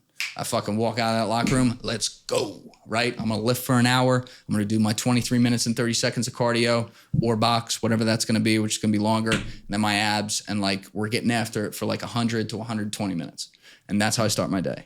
And then when I get back, I'll start going about my day. I try to schedule calls like right then in the morning because I can take a walk right after that, which kind of loosens me up after a hard workout. And I'm just, and then the rest of the day is a forest fire because as you know, there's a million things still going on. And I'm, some days I'm recording, other days I got to edit and I got to schedule this guy. That's still a mess. I got to figure all that out. But the difference of having that schedule and having my body back on a clear routine has physiologically changed the game for me. And it's like the greatest. Yeah. 2024 was the year of like investing in my health and back in me. And it has graduated up to the podcast too. Do you eat? Yeah, I do. I've intermittent fasted for like 8 years. I haven't had breakfast since the Vietnam War ended, but you know, I eat. I'm boring during the week because one of my other things is like I already have so many decisions to make during the day. I don't want to devote any decision making, if possible, to anything that's not my business, right? So when I eat lunch, I have the same thing. I have a fucking chicken breast with olive oil and oregano. If I deadlifted that day or boxed that day, I have 2 chicken breasts. I fill up a bowl of broccoli, olive oil and oregano. I have a Honey Crisp apple, an avocado, a banana, and some cashews. That's my lunch every day. And that's usually my dinner too, except instead of an avocado, and I won't have cashews, I'll have fucking non-fat Greek yogurt with chia seeds, which also, you know, like avocados and chia seeds help your digestive system. Which again, big time, 100%. That's why in the morning we're flowing, baby. Okay, the water, the chia seed. I mean, sometimes, you know, it's like a sprinkled shit, not to get to, you know. That's all right. It is what it's it is. Still getting out. But yeah, that's something I've done this year. And then, you know, on the weekends, we'll fuck around a little bit. Sometimes, you know, you're going out, doing things, living a social life. Like, you know, I'm not one of these people that's like counting calories at a fucking restaurant. No. I don't even count calories doing these meals or anything like that. I can't be like that. You just count your sips of water. I count my sips of water in the morning and I know where the level is that it needs to be at to make sure that I drank enough. But that's why, like, when I roll into the gym, You're ready. I'm fucking. I don't think I've ever once heard a more in-depth morning routine. And I should have known. Could you imagine though, a year ago, me doing that? No. Even my mom's like, holy shit. But but again, it's just like the anchor to your day. It's done by 10 a.m. or whatever it may be. Like now you're ready to go. And now you can kind of not that you're fucking around, but the forest fire doesn't feel as overwhelming because you got at least something locked in for that day. Yes, there are when I have those stressful moments that happen every day, they're more manageable because my brain's not rotted. Yeah. It doesn't feel like I have to throw a Hail Mary every time someone's coming in to record a podcast. Like, dude, every time someone came in, it was the same story as the day you first came. It was like, oh, I feel like dog shit. Yeah. All right. I remember you had to stop mid-podcast. I forget why. Once it was very close with Matt LaCroix. Actually, with Matt LaCroix, I had to pause for a second. I just said I had to go to the bathroom, but I went into the bathroom and like laid on the floor. That was July 2023. Jesus. That was right before I came. It was my body when I got up to Hoboken, it had enough. It was so bad. I would literally call my mom. I'd be out on the street in Hoboken, like running out of my apartment, like couldn't breathe. And I'd be like, I don't know what the fuck, like getting to CVS trying to get an emergency inhaler or something. It was so bad. And then all this shit happened that we already talked about last November with the podcast at the same time. So the stress was it was so bad. Yeah. So I'm so grateful to have it where it is this year and, you know, have a lot of those problems fixed. And like 2024 has been the year of getting my health back. And, you know, the elephant in the room is that hopefully 2025 is the year of really getting my life back. You know, like the life I had before I did this, that was a lot of fun. I mean, I never had any money or anything, but, you know, I worked very hard. It wasn't like I was fucking around, but, you know, I played very hard too. Yeah. I was the what city are we in guy every weekend. And it's like that, to do what I've done, I knew coming into it. I said this, I verbalized this to like my parents, to people close to me, you know that you're going to get all the unexpected, the things you cannot plan for. But I said the one like broad thing that I just know in my bones because of how difficult breaking into space like this is going to be is that the first 3 to 5 years, I need to assume I have zero life. Yep. And that has proven to be correct because we're coming up on 5 years. And I've had more of a life since I got up to Hoboken. You know, it's New York City. Go out a little bit. We have a good time. But it's not like I want to be at a point where I'm doing that every weekend, no matter what. Not going out and getting blacked out or being an asshole, but having fun with friends at all times, turning off the clock because I can. Right. And knock on wood, it feels like we're not far from there. And maybe if I get back to that, I'll get myself back a little bit. I don't know. I think so. You see the Rock was on that podcast with was it Speed, the guy's name? Show Speed? I think no, yeah, maybe. No, I forget what the guy's name is. I think it's Speed. And he asked him, I gotta look it up before I keep going. But he basically asked him the question, because he's going through his whole routine and whatever. And he's like, do you have fun? And the Rock's like, what? He's like, do you have fun? He's like, well, what do you consider fun? He's like, no, do you enjoy anything? And it was like an introspective moment for The Rock. He went on, reflected on it. He posted a story. He's like, I was on this podcast and this guy asked me the question, do I have fun?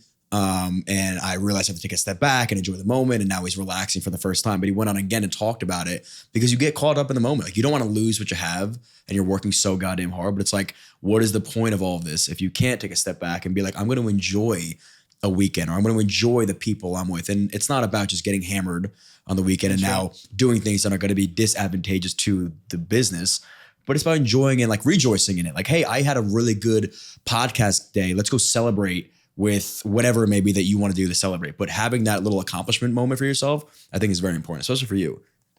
Because you're very serious. Yeah, I mean, and that's the thing. I'm not. Speedy is the guy's name. You know me. I'm not like a serious guy. I'm a fucking. That's not how I'm naturally wired. Right. But you're 100% right in doing this. It's been so serious and like, you know, there's weird things that happen in life. We talked about some of the story before. I don't need to rehash it. But like one of the things, I don't know if I told you this, but the day Kobe Bryant died was really like the day this was born. But I had my buddy's wedding that I was in the night before. So we were just hammered. And then I had a job to do that day, media work. And I was like, oh shit. So I go back, I was in South Jersey. So I go back to my parents' house. Because I was still living up in North Jersey at the time. And I was like, all right, I need to like get a workout in to sweat this out so I can be a normal person for my buddy Ty later. And because he was like doing like a big event and wanted me to do some stuff on camera with him. I'm like, I need to be good. So I'm doing this workout. And one thing I'll do maybe every 6-7 months in the gym for about 3-4 weeks, I'll switch it up and I'll have like this playlist of videos of, you know, the cool Hans Zimmer music in the background and dudes talking to you. So it'll be everything from like Ray Lewis to like Eric the hip hop preacher to Conor McGregor to, you know, these guys who just, when they start talking, you start listening, you know? And so at the time there was this video that had dropped like maybe about 5 months. I think it was August 2019. Kobe did an onstage interview with Patrick Bet-David. Mm-hmm. And to Patrick Bet-David's credit, it was the best interview Kobe Bryant ever did by a lot. Like maybe it was an hour long, something like that. Like the interior of the Mamba's mind and mentality that people got out of that was insane. So someone had made like an 11 minute and 37 second-ish like cut with music of some of the shit he said in this thing. And on January 26th, 2020, while I was doing that workout, I was listening to that and the text came through that he died, which was, you know. Yeah. You're like, and I had just started listening to this like 3 days before. I hadn't thought about Kobe Bryant in a while. And I was like, whoa. But one of the things he said in there is Patrick Bet-David was like, so tell me, like your friends around you, do they you know, you work so hard, like you have to go away, you have to disappear. Like, do they understand this? And he's like, some of them do. And some of them don't. But like the people who love you stay. But make no mistake about it. That time you go to do this, it's lost. It's gone. You don't get that back. You know, you can try to make up for it afterwards, but when you're in there, when you have a goal that so few people have and you're working for it and grinding for it, the people who are closest to you will understand, but there will still be a serious loss there for both of you, for both sides of that equation. And I remember that night at like 10 o'clock driving home after we did the media work, and people had come up to me afterwards like, you got to do a podcast, man. And this is where it was like kind of born. And I just drove home to North Jersey like in silence. And I was just thinking about it. And it was such a weird day because, like, you know, Kobe was a Philly guy and I was a huge fan. And, you know, it's so tragic how he died and everything. It was just unbelievable. But I was like, I thought about that. And I was, you know, I was like crying in the car, you know, just over the day and over where my life was. And I said, well, if I did a podcast, I'd do it right. And let's start planning this a little bit. And that's when I started working on it. And I knew like I said, I verbalized it to people. I'm like, I know I'm going to have to go away for a while. And to the credit of many of my friends and family members, I've had a lot of people who have been unbelievably supportive of that, who at least understand me.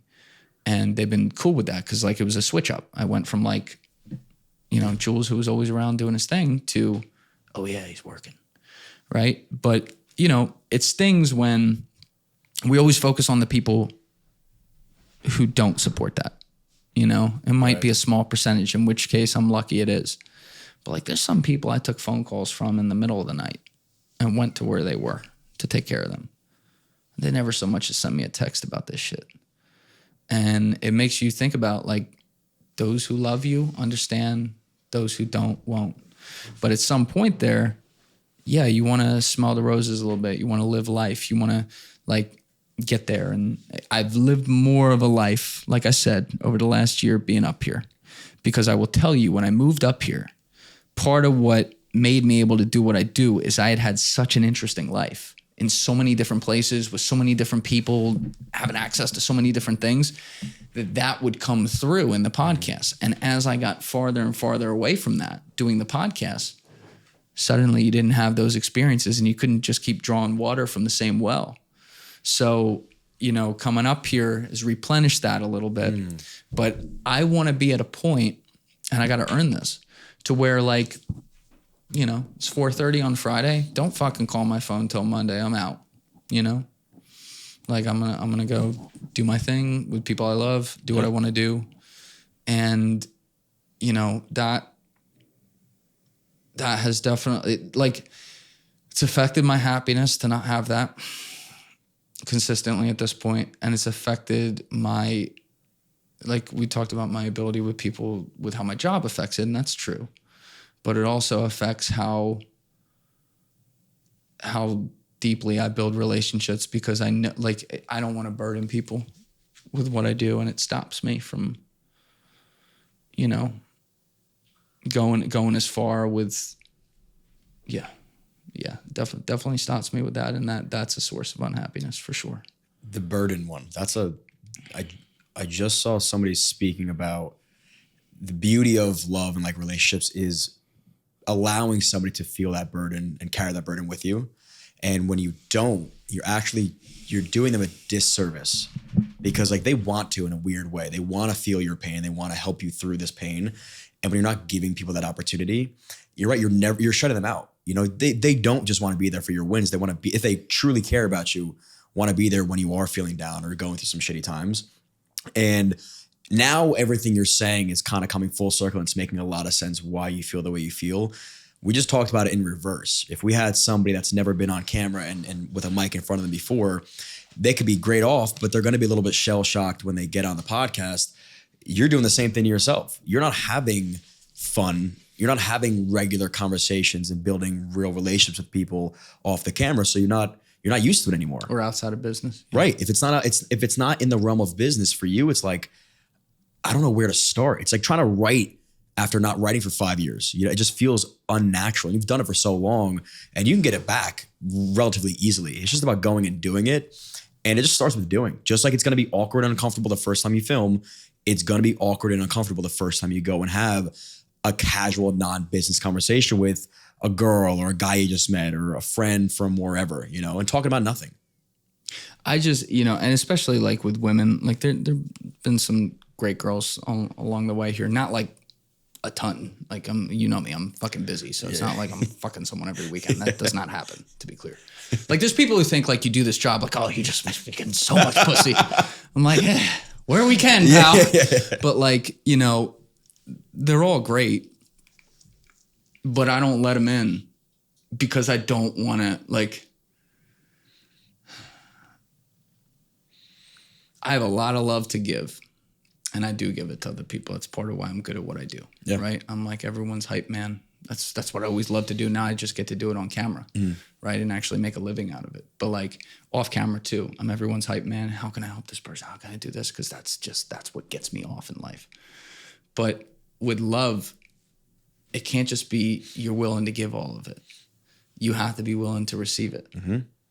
And a huge error on my part, or whatever it is, flaw, is that for a long time now, I've been unwilling to receive it. And, you know, you also, especially if you're talking about women, you got to have the right girl come into your life, right? We're not 24 anymore. Yeah. You know, back then it's like, you know, whatever. Who cares? You're at a point now when you hit 30 where you're like, oh shit, if the right one walks in, this could be the last one. Like, you know, we're going to have kids or something like that. And, you know, you can sit there and be picky about it, or you can also just be like, I'm not there yet, so you don't want to be burdened with me. Yeah. And that's what I do. And like, I don't want to, I'm sure none of them are watching this, but like to some of the past women, I don't want to talk them down at all. They're fucking awesome. But like none of them have been it, right? And that even more makes it the easiest cop out ever for me to be like, you need to get away from me. Yeah. You know, like this is, I work all the time. You're a great girl. You know, go find someone that doesn't do that. And at some point, that's got to change. Gotta let people in, man. You know, it's scary because of what you do and the life you live is very different. But like, what's the worst that happens? A girl gets in and now she's burdening you, or maybe the opposite. Like, what if now she's helping you through these times and you feel way better about yourself and you're even more motivated? Like, nothing's gonna motivate you more than a fucking girl that you love. No, I don't think anything does. You ever been in love? When I was 17, for sure. I didn't know what love was, and that's the only thing But you know you were in love. I knew that if given the opportunity, would have stayed with that girl forever. Like, that was all I cared about. There was the first girl that I was like, this is the one. I don't see flaws in her. I don't look at other women like this because it's like my first time. And that was it. I was good. And now you open yourself up to the world and the checklist starts coming out. Like, who's opportunity cost wise, who's better for you and who's not. And they start analyzing a lot more, which in reality it is a feeling. At the end of the day, it doesn't matter if they check off all the boxes. If you don't feel the type of way that you felt, that's not the one. And then, you know, a couple other times where you're like, oh, it could be. But I now think because of our age, I don't think it's going to smack us in the face as it once did when we were young, because we have all these different things we're thinking about. Maybe it smacks you in the face for a second. You're like, wait a minute, hold on. I have a lot going on. Is she aligned with my values? Is she aligned with my lifestyle? So you take a step back, whereas you're young, 17 years old, you get smacked with love. You're like, this is great, you know? But when you were 17, that was the only time you were ever in love? Yeah, I mean, I want to say girls have definitely, no, I will not say the only time. I've definitely had girls in my later stage of life, that same thing if they're listening, that have impacted me and have had a really big role, and that love but you would know if you were in love, bro. In love is a weird feeling, man. Yeah. I think it's one of those things where you don't know why you feel a type of way. And now I feel like back then it was a feeling with no reason behind that feeling. Now I'm like, am I in love because I know what maybe this girl could do for me? You know what I mean? I think you look at these things a little bit differently. And that's where for me, like, I got to take a step back and let it just happen. Why didn't it work out with the girl at 17? I think that's a good question. God, if she's fucking listening to this. So I dated her in high school, junior, senior year. I don't know, man. I got a taste of like what I thought life was going to be like. You know what I mean? Like, the grass is always greener type of thing. And I was like, I want to give that a shot. And then I soon realized that life wasn't what I thought it was going to be, you know, the college lifestyle. And I kind of went back to her, and I was always chasing different things. It was definitely not her. Like, she was there. She was a ride or die loyal. I was sick in hospital for a really long time. She was there every night, sleep with me. And I let it go. Like, I for sure was the reason that didn't keep going and progressing. You never tried to make that work again? Now we're in the same relative friend groups, and I feel like it's too far gone. Personally, you're in the same friend groups now. That's gone. Yeah, we have mutual friends. That's and listen, no disrespect to her at all. I think she's a great girl. I think we both know we're not aligned now. As maybe we could have grown together, but I think now. Why are you not aligned now? We're so different than when we once were, and I don't think if we met today we'd be like, we just don't gel. have great conversation, but not time and place kind of thing. Yeah, I do think that. I always thought the opposite. I always thought, man, if we met later in life, we'd be the ones for each other. And now I'm like, maybe it's me. Maybe I'm just like that was a long time ago though too. 17 years old, a fucking long time ago. So like, do you remember what that feels like though? Yeah, I would recall. I will say I've had 2 girls that when I walked in the room and met them for the first time, I was like, whoa, same feeling that I had with that girl. Now, what do you call that? Do you call that in love? That's the only way I would understand to like explain that feeling. You know what I mean? Like, what else would you call that? But I think being in love is more of like it's an overtime thing. Exactly. It can't be an overnight thing. So I don't know. This is just how I've always defined it. I think this is all totally subjective, but to me, there's 2 layers of love. There's in love, and then below that layer, also very important, is like love, right? Yeah. In love, to me, and I know exactly what that feeling is. I know exactly when I felt it. I know why I felt it to an extent, you know, and just it's the greatest, most powerful feeling ever. But like in love takes at least, you got to know him. You got to get to know him. Usually there's something physical involved there too, in all seriousness. Like, you know, you get to that point where you're like, holy shit, I would run in front of a bus for this girl. Right. No questions asked, and do it with a smile on my face, right? But below that is just love. And this is, to me, this has always been the special thing, because this is the thing that is just biological, evolutionary. I don't know what it is, but it's just, right? And I always say this, I've only ever lived between my 2 ears, so I can only tell you how I see things, but hearing other people's experiences, human stories and whatever, it sounds like this is a phenomenon that like a lot of men, at least talking from our side of the gender, will get, which is just where for whatever reason, you know, when you lock eyes with a girl, usually for the first time, or maybe, you know, you've been around her, locked eyes with her a few times, but then like that moment hits, time stops for a second, and you're just like, I really can't explain this, but my soul and her soul are tied together. And the best part is when that then has the opportunity to graduate to being in love, which I have experienced a few times before. And to me, that second layer is the greatest gift that a human being can have. And that's why I get hard on myself for not letting that happen, because it's been a long time since I felt that. I did have some other stuff, but like as far as being fully in love, it's been a long time. And the older you get and the more life experience you get, and missed opportunities, fucking up, overthinking things, whatever, the more you wonder if you're ever going to get that again. Yeah. And I knew you were going to say that. And the answer is you will, for sure. I think right now, again, the difference between you now versus 10 years ago, or whenever you were in love, is like you have this obsession that you never had prior. You're obsessed with what you do, which is beautiful, but that does take priority in the brain. Like if all you thought about was that, as again, take my 17-year-old as an example. I thought about football and this girl. That was it. That's all I cared about. Right. Now I have this obsession I have with the brand and growing is so exciting and I love it.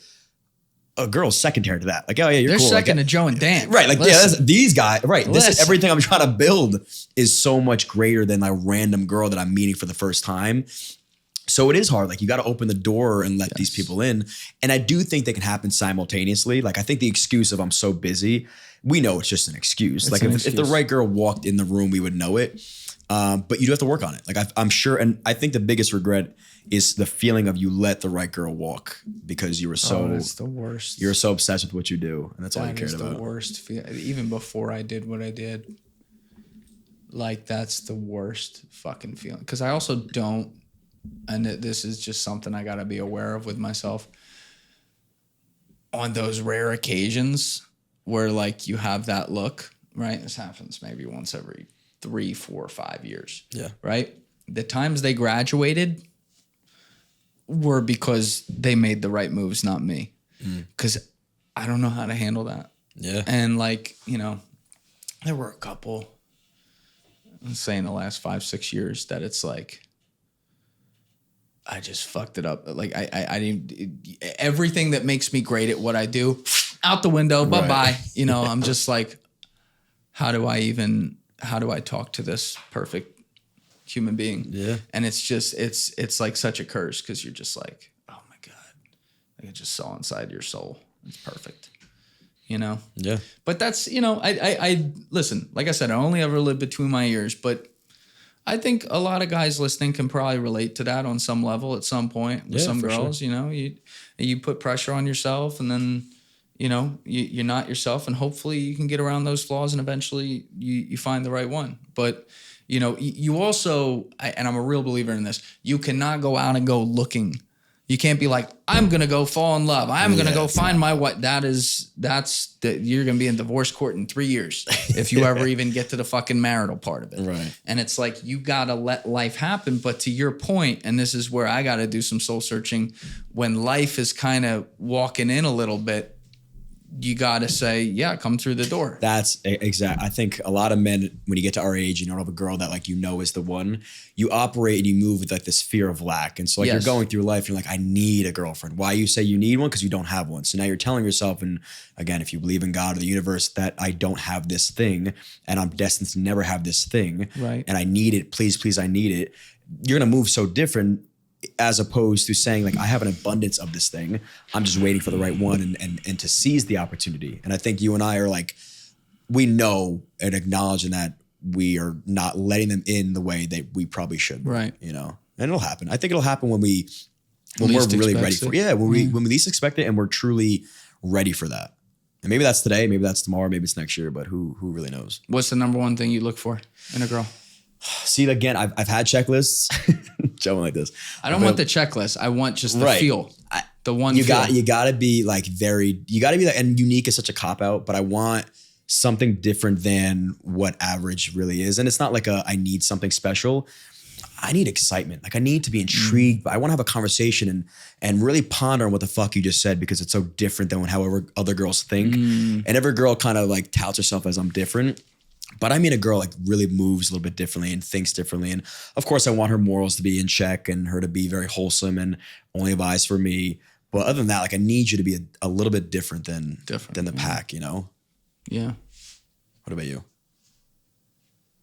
I'm an eyes guy, right? Like, I don't just mean that like physically. Yeah. Like there's a lot of girls with beautiful eyes. I pass them on the street all the time. It's like, oh, love you. Great, right. But there's, what I do is I sit across from people for 3-6 hours at a time, and I try to look into their soul and understand where they're at. So like, I really live on that. And for me, it's like the old Al Pacino line, like the eyes never lie, Chico. It's very true. Like if you're watching them for real, you and I were talking off camera about some people earlier who turned out to not be what they said. And like, me eyes, be like, oh, I should have known. You should have known. Yeah. And, for me, like there is one thing that cannot be faked. Period. End of story. No one. I don't think I've ever seen a male fake it, but it's less of like that male gene. It's more. I'm talking more about females with this. If you have a deep, intense kindness in your eyes, it is the most attractive thing ever. Like when it's in your bones, in your soul, it comes right through your eyes, which are the windows to the soul. Yeah. And I melt when I see that. Like it fucking stabs me in the heart. I have no idea what to do with it, because evolutionarily, like even when I was 22 and just thinking about like, oh, let's go get pussy or whatever, like you're attracted to that and you don't realize it at the time, but you realize it when you're my age now, which is you're looking at eyes and you're like, if I procreated with this woman and my kids looked at those eyes, would they have just hit the fucking lottery? And it's like, of course they would. That's a really good way to put it. How do you want your kids to look at their mom one day? 100%, and you know that difference. It's so fucking clear, man. That's how you know like the right one's going to really improve your life, because it's how much of an impact they have on you. You know what I mean? And well, they better talk to me. That's all. It's going to be for the better, man. Listen, I love seeing progress, and I see it from afar, and I watch the views, and that's all great. I love, and I mean this genuinely. I go on your page, I get pissed when your views are low, and I get very excited when your views are high. Almost like it's my page. Like I don't say that to anybody. Like I really don't care about too many people's pages. I don't give a fuck. Like you're not.